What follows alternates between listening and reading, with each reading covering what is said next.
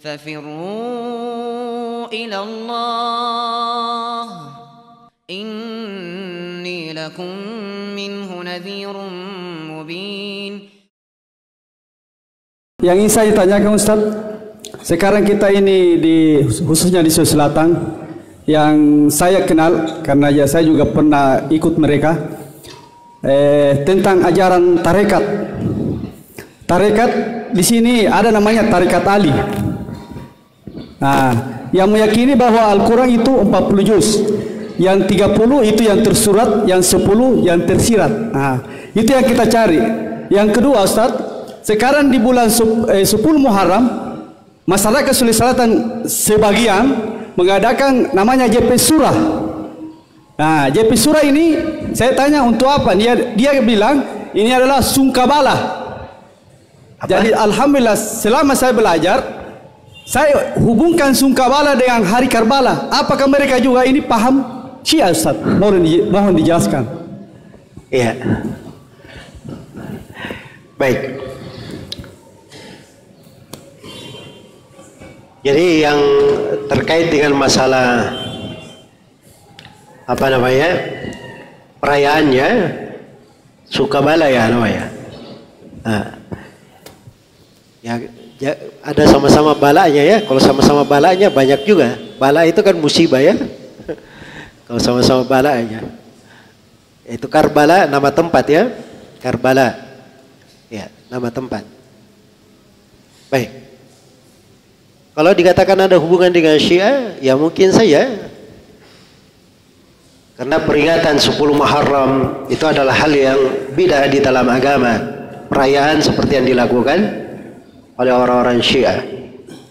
Dan kita umat Islam itu tidak mengenal hari raya yang diperingati kecuali dua saja, Idul Fitri dan Idul Adha. Jadi Nabi SAW telah bersabda kepada umatnya, kalian telah diganti dengan 2 hari yang lebih baik dari hari raya kaum musyrikin. Jadi ini 2 hari yang paling baik. Jadi kalau ada yang menambah selain daripada 2 hari ini, nah ini repot juga ya, ingin lebih pandai daripada Nabi SAW. Nabi bilang itu 2 yang paling baik. Dia bikin lagi yang lainnya. Jelas ya?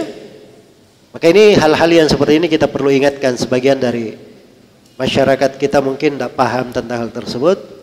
Perlu diingatkan.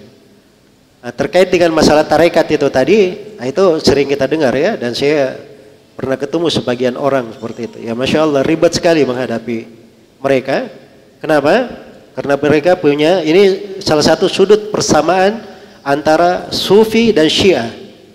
Sufi dan Syiah ini sama-sama punya pemahaman batiniyah. Sama-sama punya pemahaman apa? Batiniyah. Melihat sesuatu itu, dia tidak lihat pada teksnya. Dia lihat pada hal yang di dalamnya, batinnya. Yang batinnya ini tidak ada hubungannya. Ya. Kalau ada hubungannya dari sisi pendalilan masuk akal ya itu mungkin. Tapi ini hal-hal yang tidak ada hubungannya. Tidak ada hubungannya. Seperti saya beri contoh itu tadi. Bagaimana ayat berbicara, wahai orang-orang yang beriman, jangan kalian batalkan sedekah kalian dengan mengungkit-ungkit dan mengganggu. Mereka katakan ini turun pada Utsman ibn Affan. Apa hubungannya? Tidak ada hubungannya terkait dengan teks ayat dan seterusnya. Ini penafsiran batiniyah namanya. Sama dengan orang-orang Sufi, dia seenaknya saja. Dapat ayat, oh ini ayat ini maksudnya begini.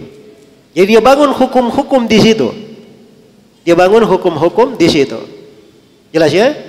Dan ini perbuatan yang seperti ini banyak di dalamnya adalah kekufuran, bisa mengeluarkan dari keislaman. Karena itu sebagian dari mereka ada yang tidak sholat. Karena dianggap bahwa sholat itu jangan dipahami suratannya. Yang tersirat sholat itu maksudnya adalah ketundukan kepada Allah, doa. Nah, itu kalau sudah ada di dalam hati tidak perlu kita sholat. Tidak perlu kita sholat. Ya. Jadi kalau dicekoki yang seperti itu dan dia senangnya mabuk-mabuk, minum-minum, dikasih pemahaman seperti ini, wah bagus juga ini pemahaman. Ya, saya tidak perlu ke masjid. Ya, saya ikut saja pemahaman ini bisa masuk surga. Jelas ya? Nah ini bikin repot ya anak-anak muda, kasihan. Saya pernah dibilangin oleh sebagian keluarga, dia pergi sholat Jumat. Di depan rumahnya itu ada bapak-bapak cerita-cerita aja di situ. Orang pergi Jumatan dia cuma cerita-cerita depan rumahnya. Begitu dia pulang dari masjid, dia tegur bapak-bapak itu. Bapak-bapak kok nggak pergi sholat Jumat? Kata bapak-bapak ini, dari mana kamu tahu saya tidak pergi sholat Jumat? Loh, kan bapak dari tadi cuma di sini, nggak ke masjid, nggak kemana-mana. Katanya iya, memang saya cuma di sini. Tapi dari mana kamu tahu saya tidak sholat Jumat? Saya ini sudah sholat Jumat. Nah ini kan bikin bingung. Ya, jelas ya? Ya. Jadi maksudnya itu dia sholat Jumat di mana? Pemahaman sufinya. Ya, tidak perlu dia hadir, bisa di dalam hati. Bahkan kadang dia bikin hikayat, saya seakan-akan sudah pergi ke Ka'bah. Saya sholat 5 waktu di sana. Sholat 5 waktu di sana. Ini semuanya penafsiran seenaknya saya. Nah agama ini tidak seperti itu agama ini. Agama ini agama yang jelas. Agama ini adalah agama yang jelas. Segala sesuatu itu berdasarkan tuntunan. Ingin lebih pandai daripada Nabi. Nabi saja di hari terakhir beliau hidup, hari yang beliau wafat di situ, masih keluar ke masjid dipapa oleh pamannya dan Ali bin Abi Thalib. Ya, beliau dalam keadaan sakit. Ini pimpinannya semua wali-wali Allah, Nabi Muhammad sallallahu alaihi wasallam. Ingin lebih hebat daripada Nabi sallallahu alaihi wasallam? Jelas ya? Maka ini semuanya dari hal-hal yang menunjukkan itu adalah kebatilan. Nah, kaidahnya di dalam hal ini perlu diketahui bahwa di dalam agama itu seorang itu tidak dituntut pada hal yang batin. Dia hanya dibebani pada hal yang zahir saja. Pada hal yang zahir saja. Itu kaidah di dalam agama. Karena itu di dalam Sahih Muslim Rasulullah sallallahu alaihi wasallam bersabda, "Ma umirtu an anquba an qulubin nas." Saya tidak diperintah untuk membelah hati-hati manusia, melihat isi di dalam mereka. Jadi kita ini hanya diperintah untuk melihat yang zahir saja. Adapun nas itu dipahami dan seterusnya, bagaimana cara memahaminya. Ini ada cara-cara pendalilan di dalam agama, ada ilmu-ilmunya. Jadi kalau dia berkata dia punya pemahaman yang detail tentang nas, tanya dulu sama dia, kamu pernah belajar ilmu apa? Apa ilmu agama yang kamu sudah pelajari? Oh, saya pernah belajar ilmu tafsir. Baik, ilmu tafsir apa yang kamu pelajari? Ilmu tafsir itu satu bagian dari ulumul Quran namanya. Ulumul Quran itu baik bidang-bidang ilmu di dalamnya ratusan cabang. Di ilmu-ilmu Al-Quran, apa yang kamu sudah pelajari? Tafsir itu satu bagian. Tafsir satu apa? Satu bagian. Baik sudah belajar ilmu hadith apa yang kamu pelajari? Ilmu hadith itu kata Al-Hazimi lebih dari 80 cabang. Satu cabang dihabiskan umurnya dalam mempelajarinya, dia tidak sampai ke ujungnya. Ini kalau mau bicara detail. Bicara pembahasan apa?